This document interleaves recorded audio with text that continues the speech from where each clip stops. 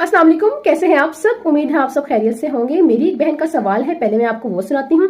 मुझे एक बात बताएं कि गुनाह जो होता है वो मुर्दा करता है, लेकिन सजा रूह को पहुंचती है।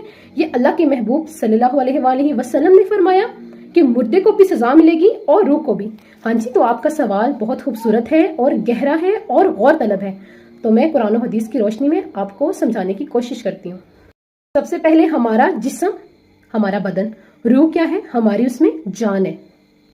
दुनिया में गुनाह करने वाला हमारा जिस्म है और इसके पीछे फैसला और नियत किसकी होती है? वो रूह की होती है। इसलिए जज़ा व सजा जो है ना, वो भी रूह को मिलती है।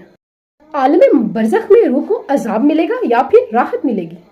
नबी पाक सल्लल्लाहु अलैहि वसल्लम का फरमान सुन लें कि जब इंसान कब्र में रखा जाता है, उसकी रूह वापस आती है और उससे सवाल किया जाता है। सही बुखारी हदीस नंबर 1338।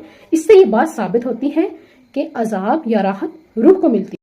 लेकिन बाज़ औक़ात रूह और जिस्म के आपस में जो रिलेशन है, जो उनका आपस में ताल्लुक है, तो उसका जिस्म पर भी असर महसूस होता है।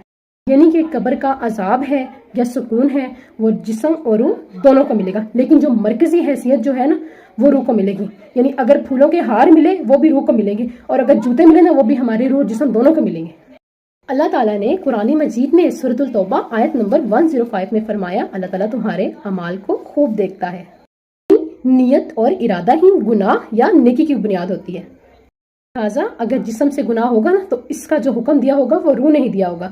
तो इसीलिए अल्लाह ताला रोज़े क़यामत मैदान हशर में रूह को भी और जिस्म दोनों को जिंदा करेगा, ताकि बराबर जो है वो हिसाब।